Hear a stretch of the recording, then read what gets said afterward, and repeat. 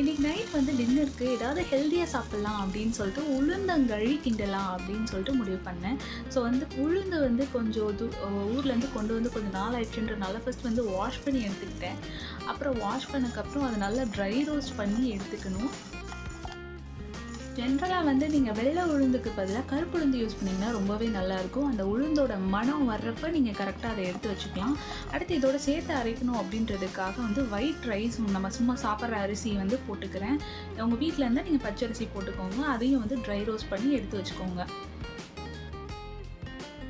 அடுத்து இதோட கொஞ்சம் சேர்த்து அரைக்கணும் அப்படின்றதுக்காக ஒரு ஸ்பூன் நெய் போட்டுக்கிட்டு கொஞ்சம் தேங்காய் பல் என்கிட்ட இருந்துச்சு, அதையும் சேர்த்து போட்டு ஒரு துண்டு ஏலக்காய் எல்லாம் சேர்ந்து அந்த நெய்யோட அந்த தேங்காய் ஏலக்காய் எல்லாம் சேர்ந்து கூடுதலாக ஒரு மனம் வரும்.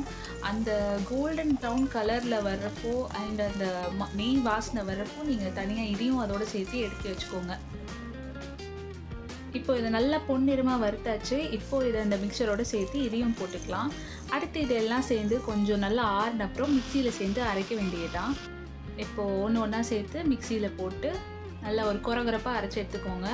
எனக்கு வந்து பவுட்ரியாக இருந்தால் பிடிக்காது. நான் கொரகொரப்பாக தான் அடக்கி எடுத்து வச்சுருக்கேன். இந்த பக்குவத்தில் எடுத்து வச்சுக்கோங்க.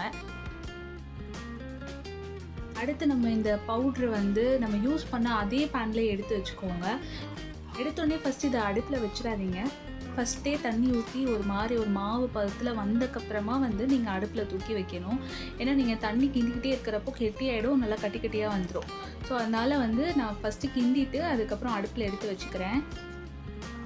அப்புறம் லேசாக ஒரு கொதி வந்ததுக்கப்புறமா எனக்கு சர்க்கரை போட பிடிக்காது. அதனால நான் வந்து எங்கள் வீட்டில் வந்து நாட்டு தேன் வந்து கொடுத்துருந்தாங்க.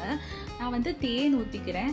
அது நல்லா கிண்டி விட்டதுக்கப்புறமா மறுபடியும் ஒரு ஸ்பூன் நெய் சேர்க்குறேன். இதில் வந்து நெய் சேர்க்க நல்லா இணக்கமாகும். இப்போ பார்த்திங்கன்னா அந்த பேனில் ஒட்டாமல் வருது. நல்ல பக்குவத்தில் வந்ததுக்கப்புறமா நீங்கள் வந்து இதை மறுபடியும் ஒரு ஸ்பூன் நெய் போட்டு நீங்கள் இறக்கி வச்சுக்கலாம். என்னடா இவன் நெய் இவ்வளோ அதிகமாக சேர்க்குறாலே பார்த்தீங்கன்னா, ஊர்லேருந்து நான் நெய் கொண்டு வந்திருந்தேன்.